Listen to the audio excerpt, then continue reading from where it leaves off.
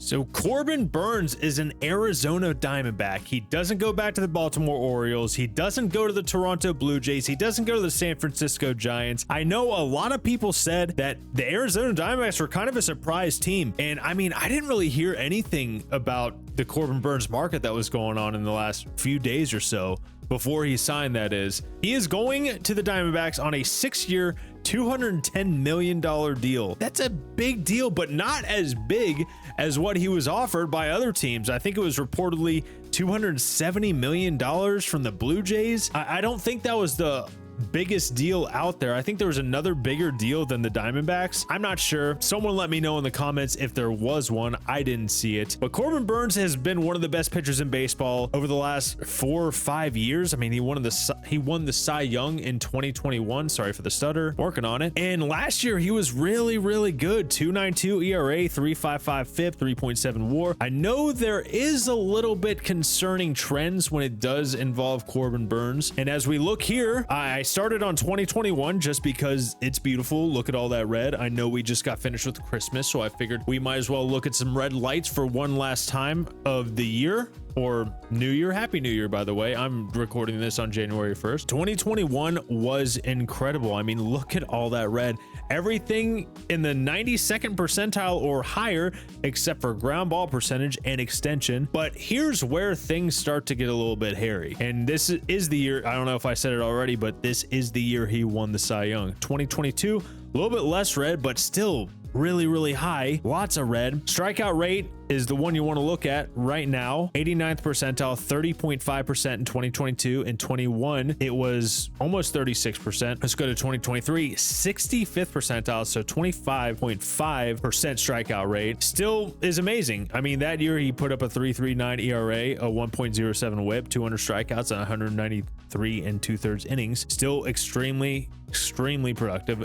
Very good pitcher. Ace-like. And then he gets traded to Baltimore, and this is what we're looking at right here. And the K rate's all the way down to 23.1%. Now, I don't know if it is by design, trying to get a little bit weaker contact. He's still 95th percentile in hard hit percentage. That's still extremely good. The ground ball percentage is up 48.8%. 81st percentile. I was looking at percentile. I wasn't looking at the actual number. Let's go take a look. 23, 44.1, 22, 47.6, 21, it was 50%. So I think 2024 was the second highest over the last 4 years or so. And I don't know if that's by design, but 95th percentile on hard hit percentage, that is extremely good. He still misses a lot of barrels, 70th percentile. He still doesn't walk very many people, 80th percentile. Still gets a ton of chase. His velo is still very high. So I don't know if it's something you need to really worry about. I mean, if it goes down again, if it goes down in 2025 to like, I don't know, a 21, 22%, and his ERA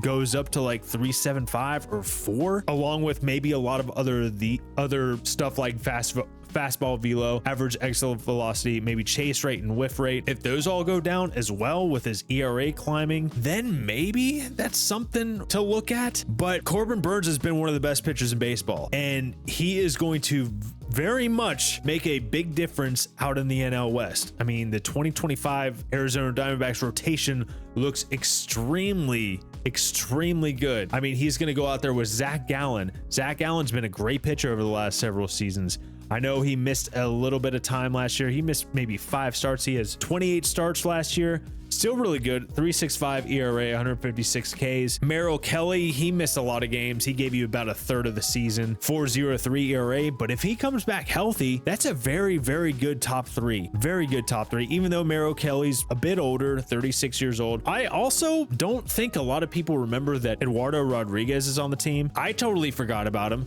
but he did give you 10 starts.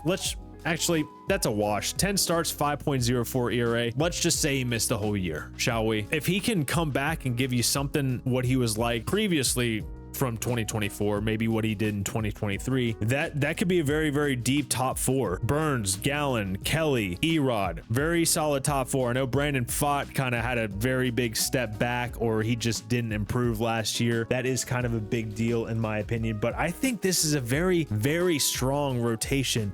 And that's something they really needed. They were one of the best offenses in baseball in 2024. They actually scored the most runs in all of baseball in 2024, which is kind of nuts. So they needed to get some pitching, which is what they got with Corbin Burnes. Brandon Pfaadt, yeah, 4.71 ERA last year, 5.72 ERA the year before, over 18 games started. So maybe it was more of a, he didn't progress the way we thought he would. But if you look right here, I mean, his FIP is 3.61. So he did pitch relatively well. He just didn't get the results that we were kind of expecting. Let me zoom in here. I'm trying to get better at the whole zooming in sort of thing. So let me know if I am not doing a good job, and I'm probably not. Let's be real here. But that's what the Diamondbacks needed. They needed some pitching. They got some pitching, and this is kind of a dangerous team overall.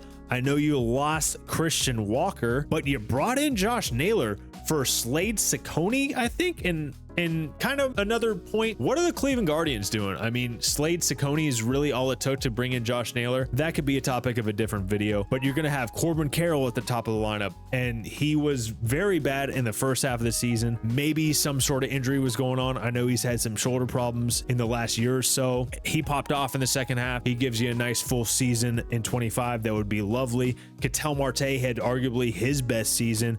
Josh Naylor had a great year last year. Lourdes Gurriel Jr. is a decent player. Eugenio Suarez hit 30 bombs last year. They could still use some more bats. You lost Christian Walker. You lost Jock Peterson. Two very good bats. Would like to see them add another something in that lineup, but still, they were still a great offense. Even if they regress a little bit, they're still going to be very good, especially if they improve the pitching, which they just did with Corbin Burnes. And I think this makes them a very dangerous team in the National League. Not only the National League West, but the National League in general. And I mean, I don't think they're going to compete with the Dodgers. The Dodgers just have too much right now. They're just so good.